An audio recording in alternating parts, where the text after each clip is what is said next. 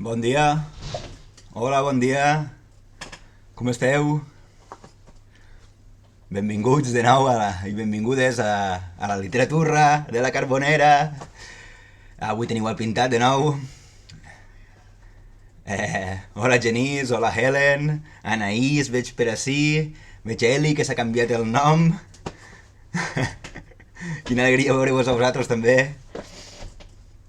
Que aprofita l'esmorzar, que està esmorzant. Ja, a aquestes hores són les 11, ja és quasi hora de dinar. Pintat on the screen. Com esteu? Heu dormit bé? Esteu bé? Eh, Així fa l'horeta de cafè encara. Jo tindré oloreta de cafè tot el dia. Segons esmorzar, millor esmorzar. Carlota, és veritat. Som com hobbits.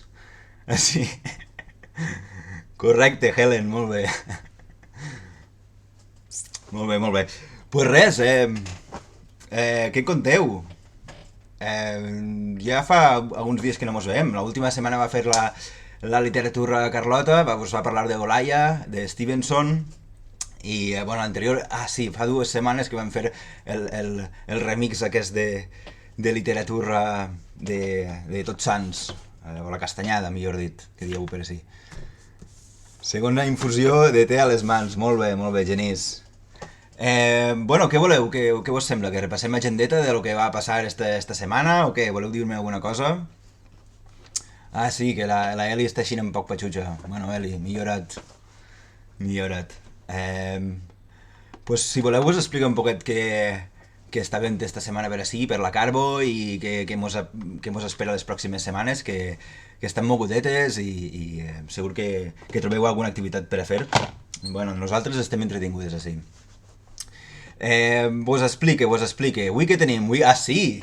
Avui tenim Feminisme per senyors, el club de lectura de la Carbonera, on repassem la teoria feminista, ens introduïm en ella en un grup no mixte que està fet per senyors i intentem transformar de senyores a senyors a poc i aprenent un muntó. I avui toca un tema bastant delicat, bastant complex, però que és molt necessari parlar, que és el consentiment, i és el consentiment de la mà de turra amb la galeta. Ja va la turra amb la galeta? Per favor! Pues anava a explicar-vos un tema seriós, però me'l guardaré per després. Mireu què ha passat. Mireu. Qui ha fet això? Qui ha fet això? La Carlota troba que algo té a veure. Però espera, que ara traurem...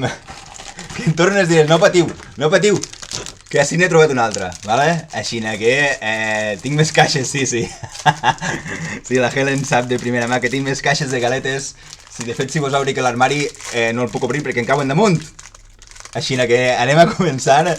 Quin susto, sí, no patisques que jo ara em poso galeta a la boca i vos dic l'agenda. Bueno, esta semana tenim el feminisme per senyors, que ja ho està dient, estic dient mocolló que perdons, però no passa res. Joder, començant a sol i ja per xungo, Bueno, total, tenim una agenda superplena. Este diumenge és un sentit de meravella, gràcies. És practique a casa per a cadetes i començo a fer la literatura. Bueno, total, aquest diumenge tenim un vermut literari i ja feia dies pensado i datos. En la cabeza de la boca los que mirarle. No hay problema. Ah, sí? Venga, va. Primero la cabeza y después mis datos, ¿vale? Ahora se tubo. Total, aquell diumenge el difícil instituto de arte. Sí, una cabeza. ¿Una cabeza? No. ¿Qué dius? Anaïs! Bé, total, la gent així, com us l'ensenyo que no faig un segon a esmorzar, total, que em faig un segon. Anaïs, esta per tu, un altre tiranosaure. Vamos. Però prou, que tinc que dinar. Bé, el que us deia. Diumenge tenim el debut literari en 2 lleis, que com decidir l'estructura de les dones. És un sitio fenomenal. Ara ho ensenyo, mireu. Com decidir l'estructura de les dones mitjana d'ús. És un edifici magnífico. Que explica de forma molt divertida i molt punyent com a través de la història les van decidir integrar abans a la seva escultura. Joder, agradezco moltísimo.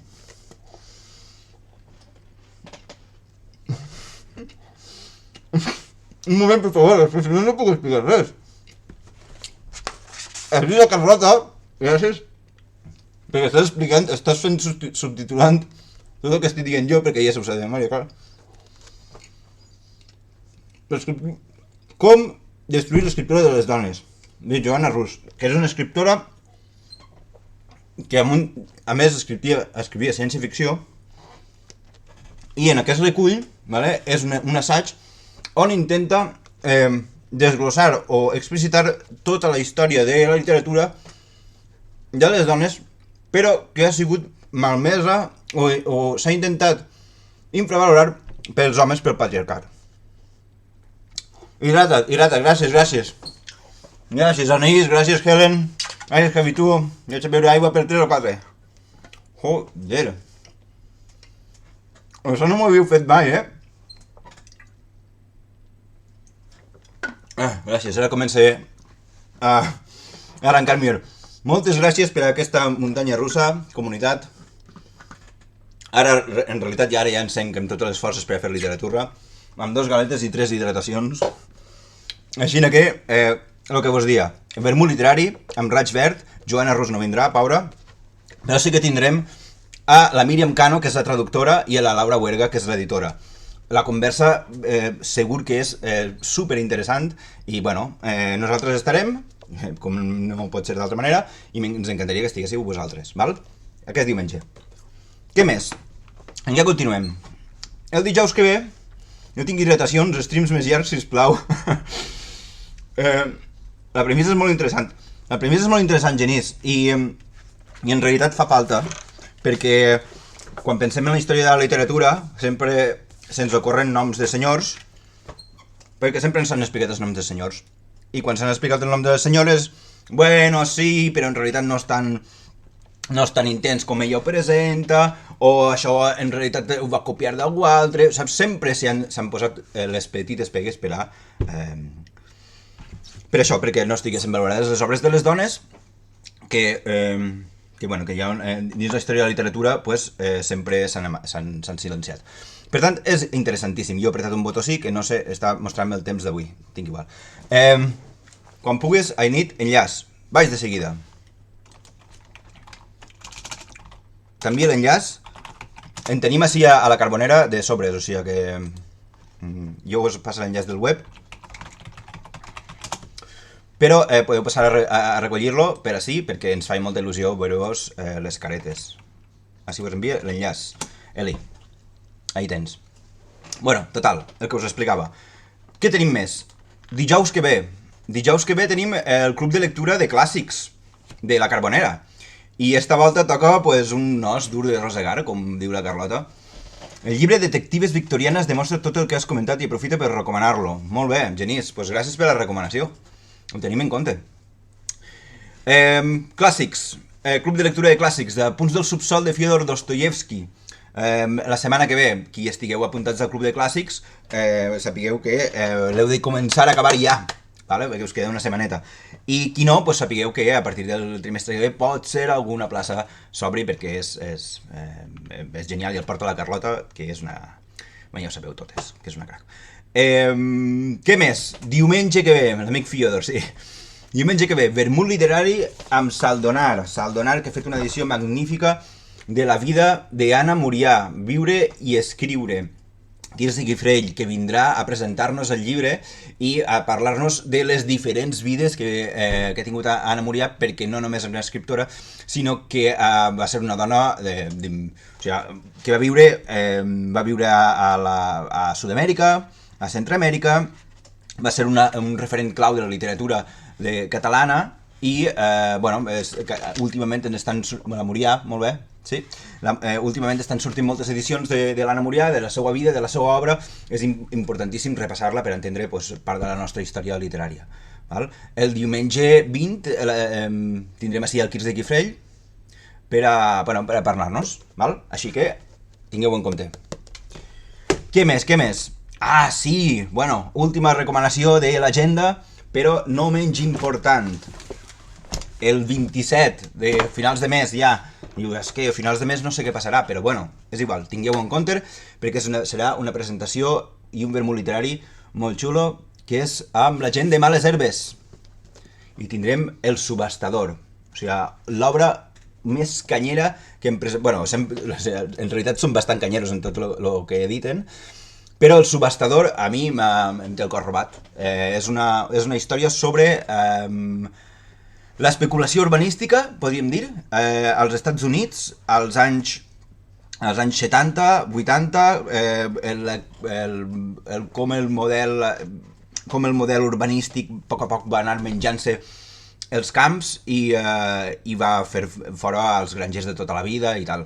En realitat, aquesta obra era una obra bastant desconeguda.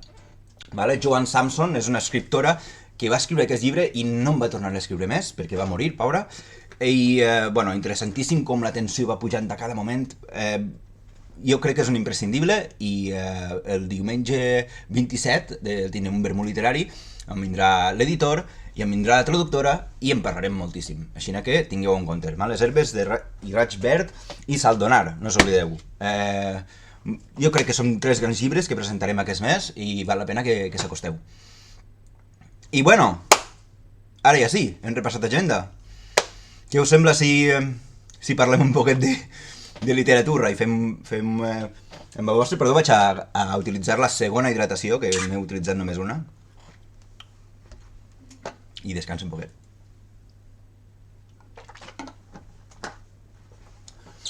Bueno, què us sembla si passem a explicar-vos alguna coseta?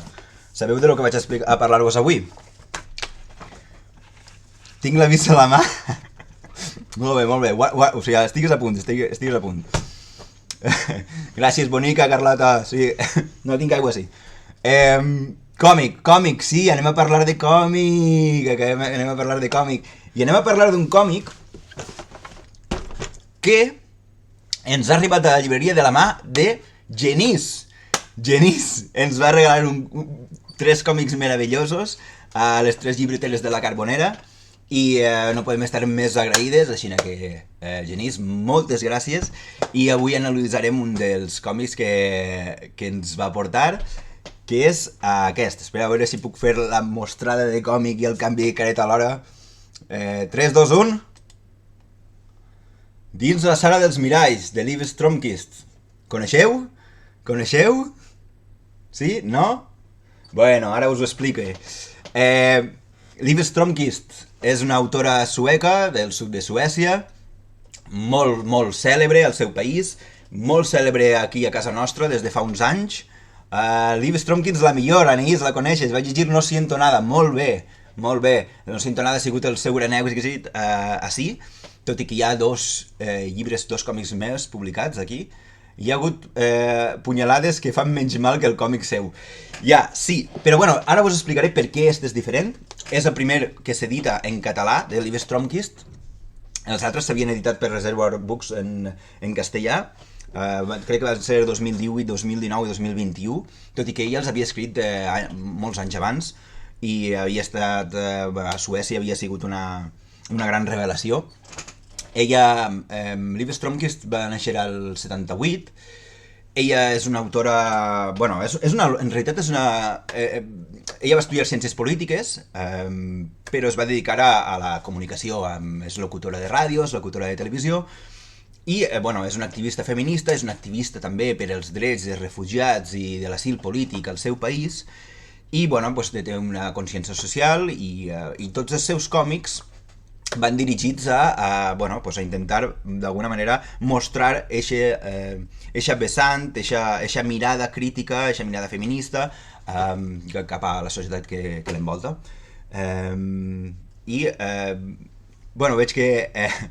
Veig que coneixeu l'autora i això està guai. Este en concret, dins la sala dels miralls, és algo diferent que un projecte inclús diria més ambiciós que el que he editat fins ara. Ella va fer El fruto prohibido Després que va fer Los sentimientos del príncipe Carlos i No siento nada, que és el que deia Anaïs. I tot i que a les seues anteriors obres parla d'emocions personals, de situacions molt concretes i determinades, encara que des del biaix, des de la seva vessant, des de la seva perspectiva feminista, però sempre es parlava d'algo més personal, en esta història funciona algo absolutament diferent, perquè això no és el que es denominem una novel·la gràfica, és més bé un assaig gràfic. Val? És un concepte que últimament pues, s'ha anat expandint més, val? Perquè sempre tenim la tendència a pensar que tot allò gràfic ve de l'humor o ve de la ficció. Doncs en aquest cas no, en aquest cas és un estudi, un assaig i m'atreviria a dir que és bastant profund. És profund, és complex no perquè sigui complex de llegir, sinó que les idees que conté tenen un calat, tenen una profunditat i a més dona lloc a diverses lectures. I això és el que més m'ha agradat d'aquest còmic i ara passe a comentar-vos. Ja veureu que l'estil, no sé si els assaigs gràfics molen molt. Lluc Potrony, Lluc, que estàs prestaràs a Feminismes per senyors i ahir vas vindre a la llibreria, encantat de tindre't per ací. Crec que no he tingut gaire contacte amb l'assaig gràfic, me l'apunto per buscar-lo. Sí, vaig a veure si tinc l'enllaç ací, de dins les sales miralls, perquè fa poquet no el tenia, però a veure si ja està penjat. Si no, us el penjaré a última hora. Només perquè se'l pugueu mirar. Val, bueno, us el penjo a última hora, val? D'acord? Què és interessant de dins de sales miralls o de Libby Stromkist? Ella treballa... Bueno, us l'ensenyo un poquet, perquè crec que estareu desitjant veure'l un poc. Primer les guardes, perquè això s'ha de fer sempre quan es mostra un còmic, les guardes, des de Tintín, Tantan, cap ací, les guardes sempre són molt interessants. De fet, ací veieu, no sé si ho veieu massa bé, perquè veieu que tots són espills, miralls, que li dieu vosaltres, o pantalles de mòbil amb els likes, que al final són també els nostres miralls, són els filtres, són les finestres, des de les quals interactuem socialment i ens emmirallem. Dins la sala dels miralls ha penjat Genís. Doncs mira, gràcies Genís, però jo no estava trobant-lo, així que moltes gràcies. Total, us explique. Les guardes ja d'alguna manera ens fan un spoiler del que parlarem. Vale? Em sembla molt interessant, que guai. Ja veuràs, ara continuarem. Sempre m'ha agradat molt la paraula espill. I am Diometal, no sé qui eres, però benvinguda a la teva aportació. La paraula espill és preciosa i nosaltres la gastem moltíssim, més valencians. Una mica com el concepte de Black Mirror, el mirall negre és la pantalla del telèfon. Pues ja ho veurem, perquè no sé si és un mirall negre o és un mirall transparent, és un mirall opac o no, però és el mirall en el qual convivim. O sigui, de fet, en aquests moments, jo estic veient-me a mi mateix, estic parlant de vosaltres, però estic emmirallant-me en la càmera. És un continu, I bueno, de què va la història? Com comença la història la sala dels miralls? Comença amb 5 germanes. 5 germanes molt velles, com qualsevol història clàssica qualsevol història clàssica dels germans Grimm. Imagineu un regne on hi havia 5 germanes i, com sempre passa, la petita de totes era la més bonica. I la petita de totes era la més bonica i tot el món la volia. Mireu-la. I es deia Kylie Jenner. Coneixeu Kylie Jenner? Doncs jo no la coneixia gaire, però es veu que és la germana petita d'un grup més famosa, molt famós de germanes molt riques, que una d'elles és Kim Kardashian, que també és molt cèlebre i molt famosa, i que s'han convertit en un paradigma del mostrar la bellesa públicament o un model de bellesa concret i que tenen milions de seguidores pel món literatura d'estratègia de màrqueting.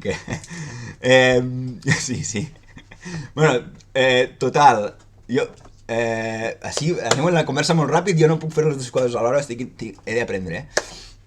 Total, que a partir de Kylie Jenner, a partir de Kim Kardashian, a partir d'aquestes germanes i del model de bellesa que promulguen, l'autora comença a introduir conceptes sociològics, filosòfics, a través de veus molt importants, intel·lectuals, de tota la història. O sigui, estem parlant de pensadors i pensadores des de principis dels temps fins contemporanis.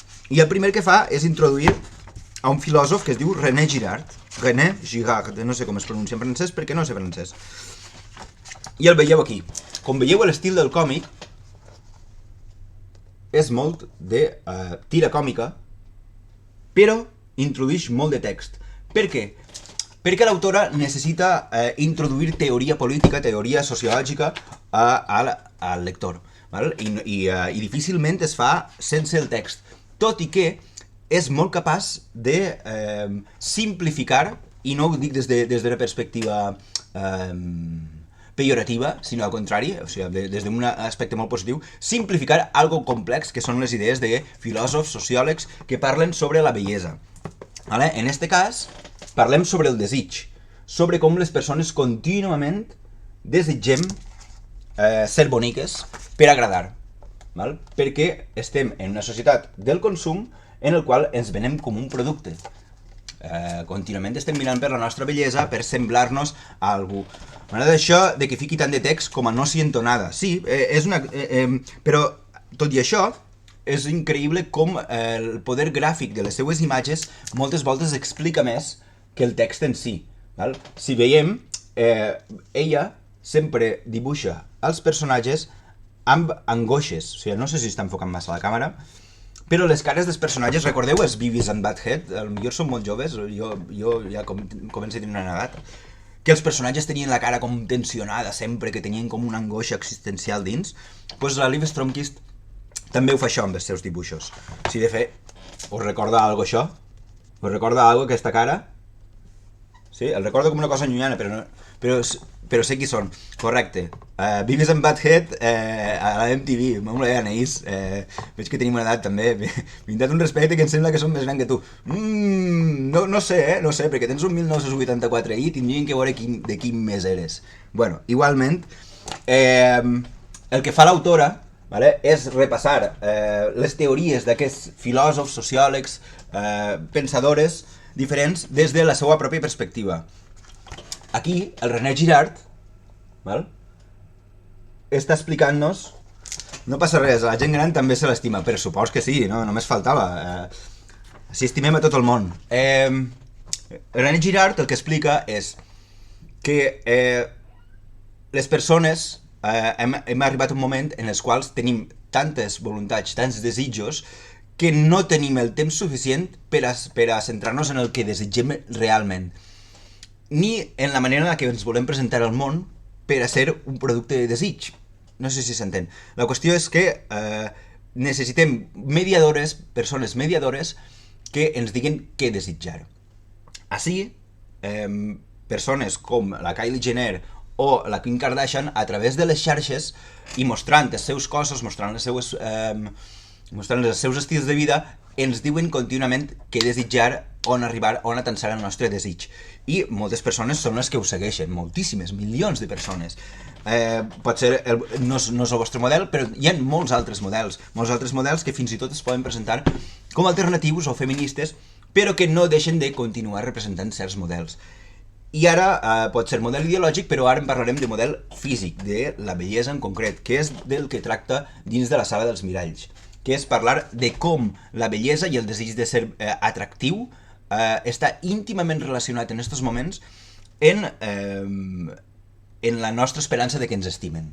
I aquí està lo fotut, de que pensem que hem de ser bonics, hem de ser atractius contínuament, sense aturar-nos, per a poder arribar a l'amor, a la parella o a diferents tipus d'amor que vulguem arribar. Doncs sí, tota la raó, i això és un perill per a la gent més jove, correcte, però és que nosaltres hem nascut en aquest sistema, però això ha existit des dels principis dels temps, de formes diferents. De fet, l'autora parla de les emperatrius, Sissi i Elisabet, de la rivalitat que tenien. I estem parlant del segle XIX, però és que ens podem remuntar molt més lluny. i parla fins i tot d'històries de la Bíblia, val? En quant es barallaven entre germanes per ser una més bonica que l'altra. En realitat, models de bellesa hi ha hagut sempre, enveges hi ha hagut sempre, rivalitats hi ha hagut sempre. El que passa és que ha canviat els models de bellesa i els models de necessitat a través dels temps. Vos llegeix. La dismòrfia corporal és un problema cada vegada més gran entre la gent jove i no tan jove, a nivells molt xungos. Sí, els corsets i el TCA del segle XIX eren trending topic. Sí, també és veritat. Sí, en realitat sí. I trastorns de l'alimentació, com l'anorèxia, trastorns que han afectat milers i milers de persones a través de l'últim segle, venen donades per històries d'aquestes característiques, per models de bellesa inaccessibles i inabastables en les quals hem sofert i estem sofrint i sofrirem desgraciadament durant molts de temps. Bueno, la qüestió és que l'autora no només repassa aquests models de bellesa, que ho fa, vale? I fins i tot hi ha alguna cosa, a veure si ho trobe, i arriba un moment en què explica com a través dels temps, depèn el model social que existia, hem intentat arribar a un tipus de bellesa concret. En un principi, casar-se amb algú no tenia per què significar que fores vell o vella, sinó que tinguessis terres o que tinguessis una bona relacions socioeconòmiques o polítiques, depèn de la teva escala social. Però a poc, després es necessitava que fores vell o vella per a casar-te, però després ja donava igual, perquè ja una volta casaves podies continuar tota la teva vida amb la mateixa parella, tot i que les teves relacions sexoafectives anaren cap a un altre lloc.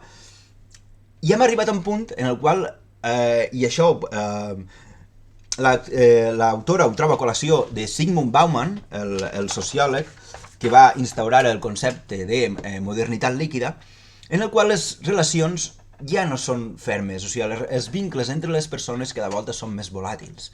Al ser més volàtils, estem en una contínua ansietat per agradar no només a la nostra parella, sinó a les possibles parelles en tant que aquesta no funciona. I estem parlant d'un sistema monògam, però si parlem de... Recordo haver anat a comprar Bershka i Pull&Bear i llocs així quan era una nena, i que no m'entrés a talla 34, que era la que feia servir normalment quan estava literalment als ossos. És xunguíssim. Clar, perquè la indústria del consum, la indústria de la moda, que està íntimament lligada a la sexualitat, i ho dic des del punt de vista de l'atracció sexual, serveix a aquest fi, no? Que és que contínuament tinguem la necessitat de sentir-nos atractius per als demés. Atractius per als demés per a poder ser... era brutal, i ara també, però en aquell moment era molt heavy. Sí, però això va transformant-se perquè contínuament tenim aquesta ansietat per agradar. I el capitalisme d'això en fous. Si tornem un poc al llibre, ella arriba un moment en què analitza el concepte de fotografia i de fotografia a les xarxes socials, de com algo que ja traspassa i travessa la nostra vida contínuament, que és l'Instagram, és el TikTok, és Twitter no tant, perquè Twitter no va tant sobre la imatge, però Instagram i TikTok, que són xarxes socials potser les més poderoses en aquests moments per a la gent jove, la tirania de la imatge fa que es creen models inaccessibles. Val? Comença l'autora referint a aquesta sessió de fotos tan mítica i potser la més cèlebre de Marilyn Monroe.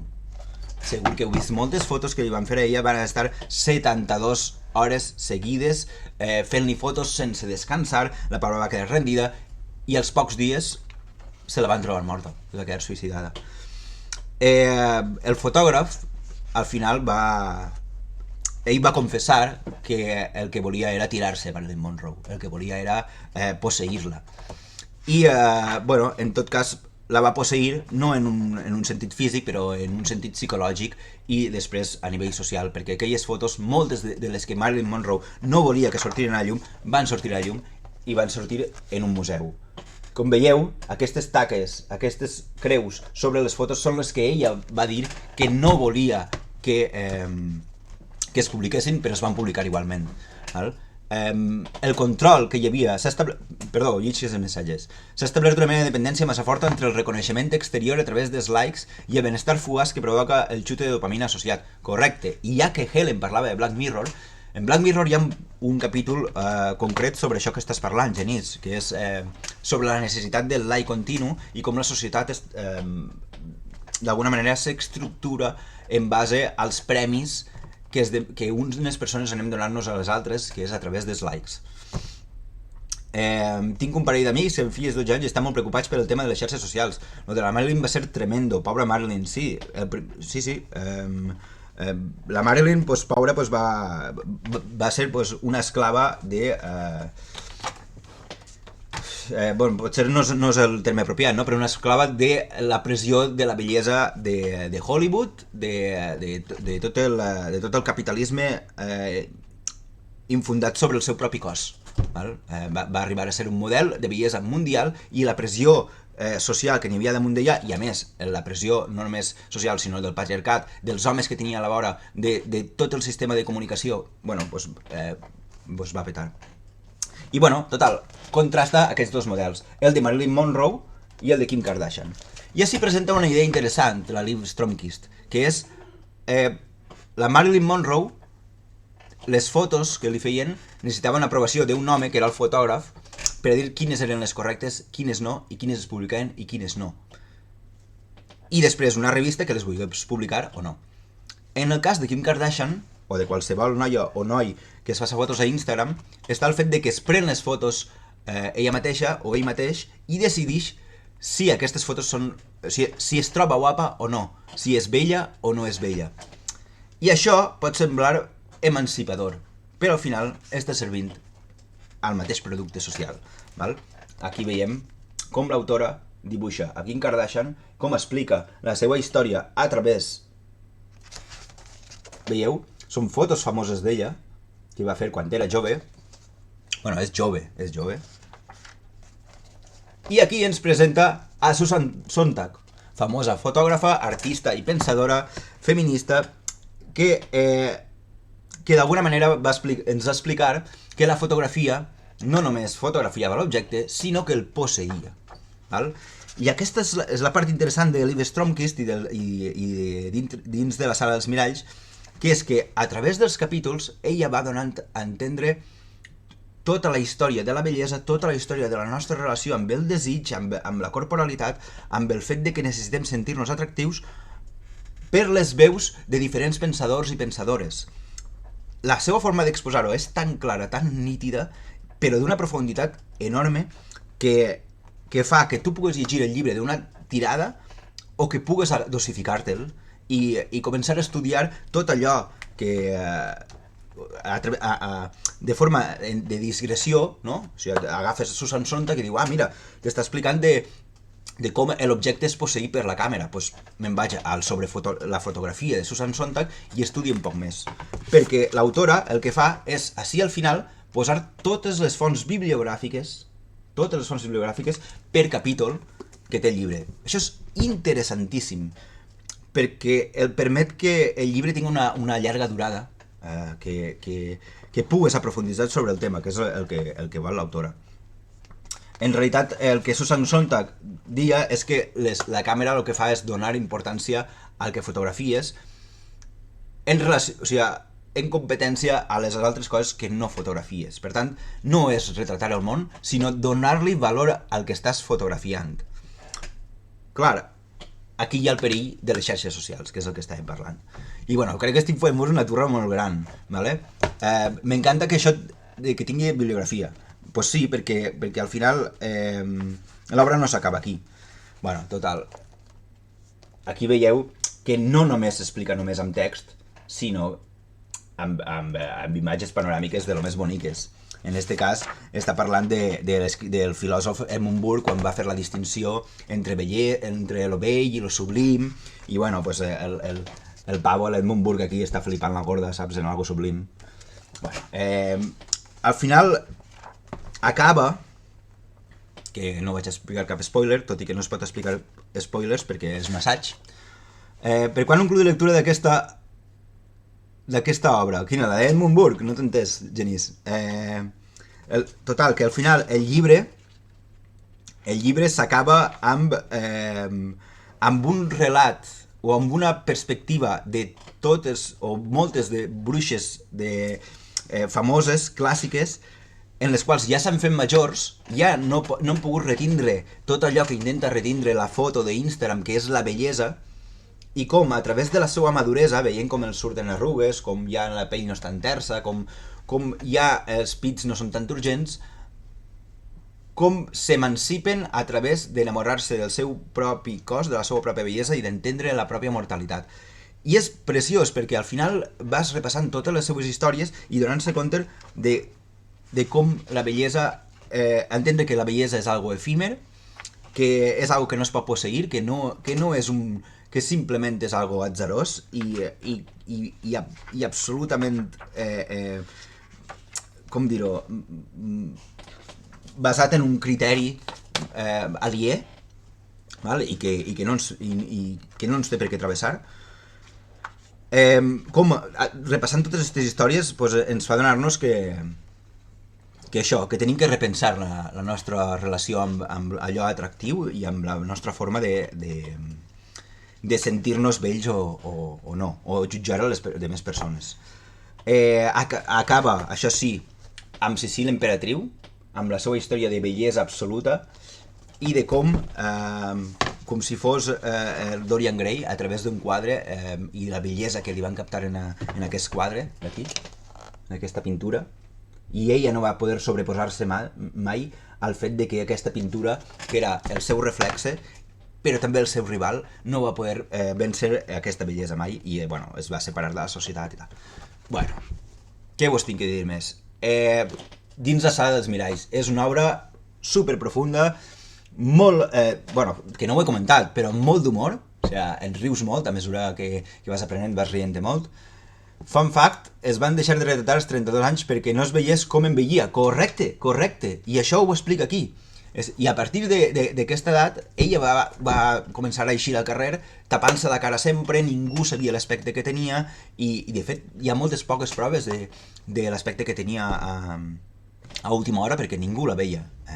Als 32, Déu-n'hi-do, saps? És que al final no és algo només contemporani, és algo que ve de molt lluny. Jo vos el recomano molt fort dins la sala dels miralls, no només perquè siga una excel·lent obra gràfica, sinó perquè moltes voltes estem buscant assajos que parlen sobre l'ansietat per la necessitat de ser bell o ser atractiu en les relacions contemporànies, en les relacions quotidianes, i introduir-se d'aquesta manera a la reflexió a través no només d'aquesta autora, sinó de tota la història del pensament sobre la bellesa, és una manera excel·lent d'introduir-se i, vaja, aquesta era la literatura d'avui. Què em digueu? Vos ha agradat? No vos ha agradat? Què en penseu? Comentaris. Va, que m'ho fem menjar 7 o 8 galetes. Jo no puc fer al revés, jo no puc fer menjar galetes a vosaltres. Sí, és un cas històric dels ideals de bellesa destruint persones. Molt guai pintat, moltes gràcies. Molt interessant. Pues que guai. En realitat, vos volia portar... De fet, així tinc un altre d'ella. Puc venir a fotre la correu també, mentrestant. Per descomptat, a que no sabeu qui va vindre així en estos moments? Quina estrela puc tindre jo així al costadet que pot vindre a saludar-vos? Carlota Freixenet, benvinguda al programa. M'encanta. El rotllo aquest de Late Night Show el portes molt bé, m'està agradant bastant. No, és que t'estava sentint, que jo encara no m'he posat amb aquest. Llavors, estava pensant que... Hòstia puta, no sé entrar dintre el focus. Que hi ha un assaig real, text, escrit amb aquest, que parla del mateix, més o menys, o sigui, no exactament del mateix, però que sí que té bastant de rotllo, que és aquest, que és el de la poma a la pantalla, que jo us el recomano molt, que és un llibre d'assaig de la Marta Roqueta que parla de...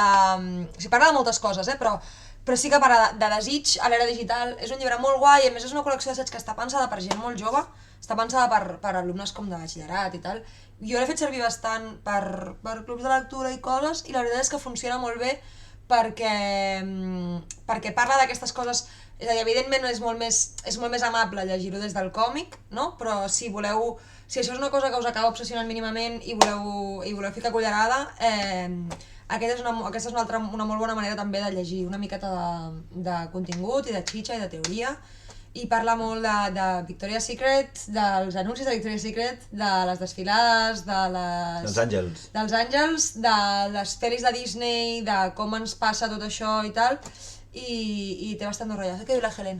Mentre la de Naomi Wolf també mola per entendre tota la qüestió de pressió estètica, ideals i tal. Correcte, sí. Naomi Wolf surt aquí! Ahà! Que no l'havia dit!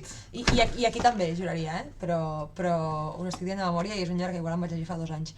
Però és un llibrasso també, vull dir que és que ara ho he pensat i dic, calla, digue'ls-hi. Fem un equipasso, Jo crec que sí.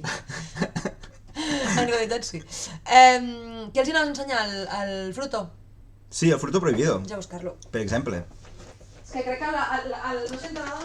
Mentrestant vos posa l'enllaç del llibre que posa Carlota, La poma a la pantalla, de Pagès Editors, un segonet, que vos el busque, a no ser que sigueu més ràpid vosaltres, perquè normalment ho sou, però anem a fer una carrera, sí, a veure. Bé, no estic trobant el botó! A veure... El Fruto hi és, no? M'ha guanyat Lluc! Molt bé! Rapidíssims! Molt bé, sou rapidíssims! Que bé, que bé!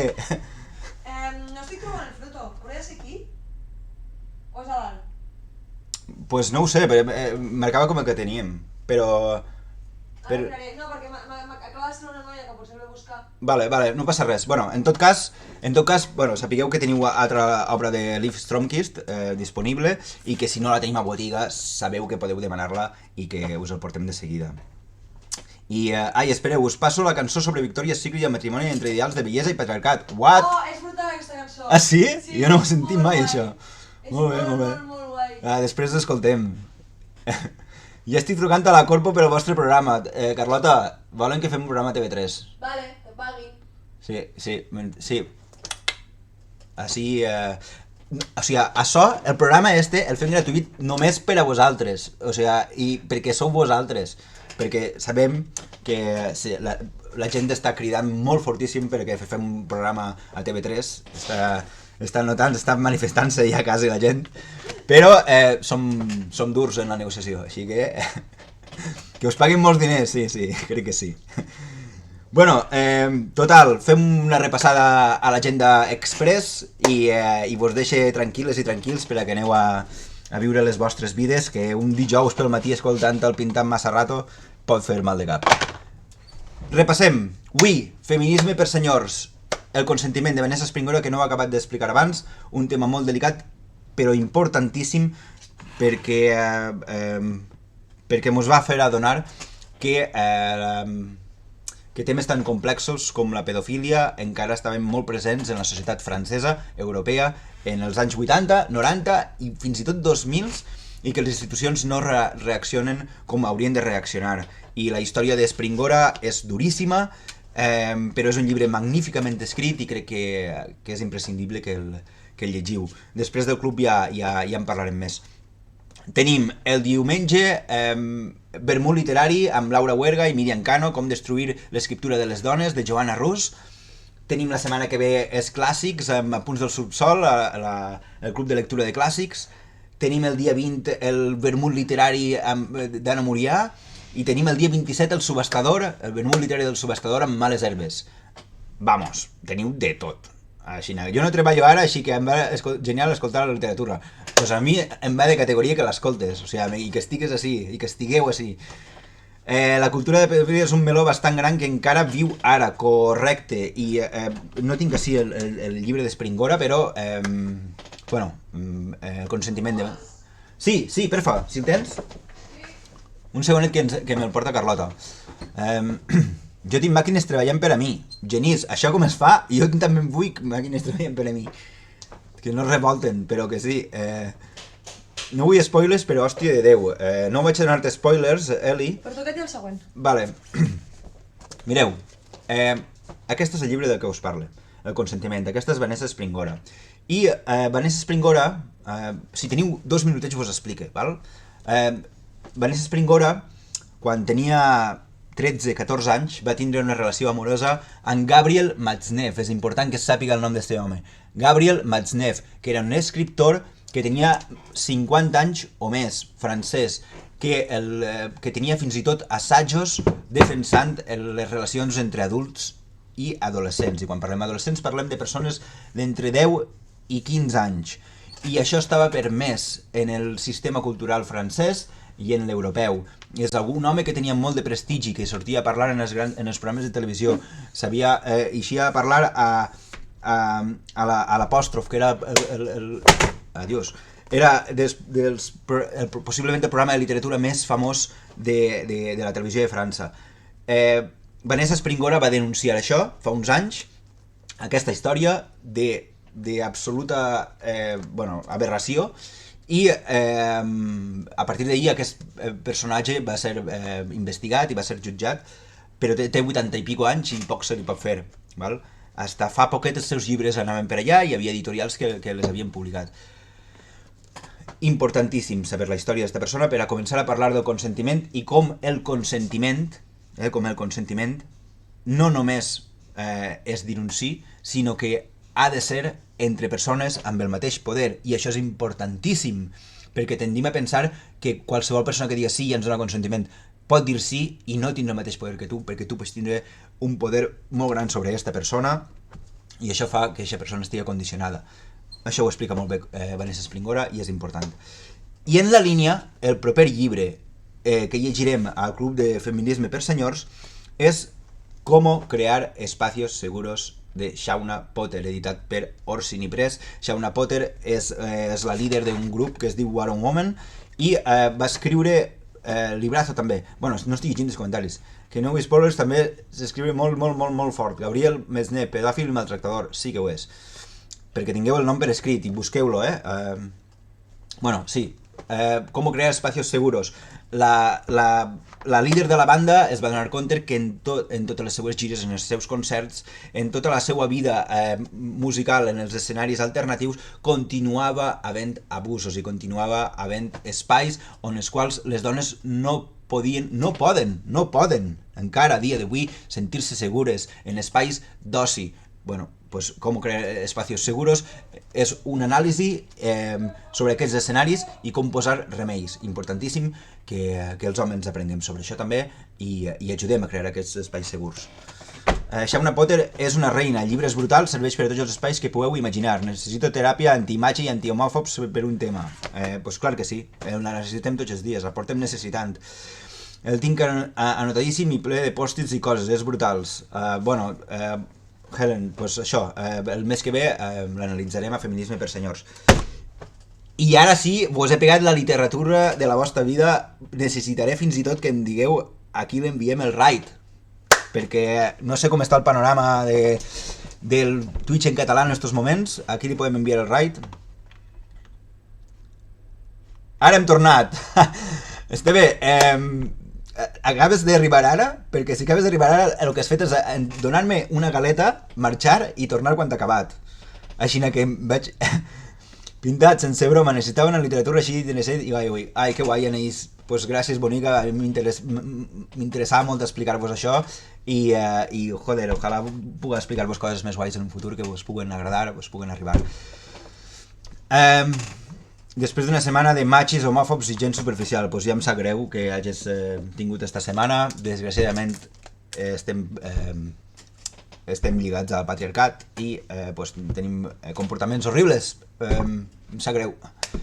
Crec que era una de les xules avui, Esteve, ens sap mal, però sabíeu que podeu recuperar-ho, i això ho podeu explicar a les vostres amistats, podeu recuperar-ho a YouTube després, perquè ho pengem a YouTube. Així que m'ajudeu en el raid? On envia el raid? Jo vull.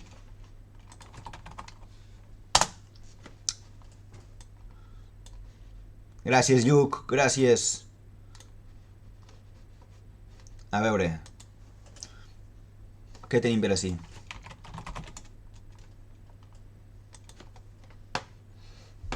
Així, això, ajuda'm. Helen, per favor. La primera volta ho vaig fer molt bé, això del raid. Ara puc cagar-la molt. Enric Bautista. Què fa este home? Enric Bautista. On el tinc? Està fent ara, en estos moments? Sí, cara hi és. Vale, pues va. Enric Bautista. Què és? Barra, right?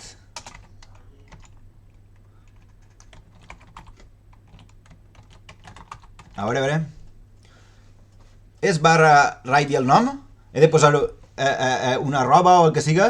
No, a saco. A veure, anem a provar. Sí? On anem? Ho tenim? Bueno, a la primera, però a la segona volta. Així que moltes gràcies per estar, ens veiem pronte i vos vull com un to i bueno, ja tindrem més turres i històries que ve. La setmana que ve la Carlota altra volta a See in the House. Adeu!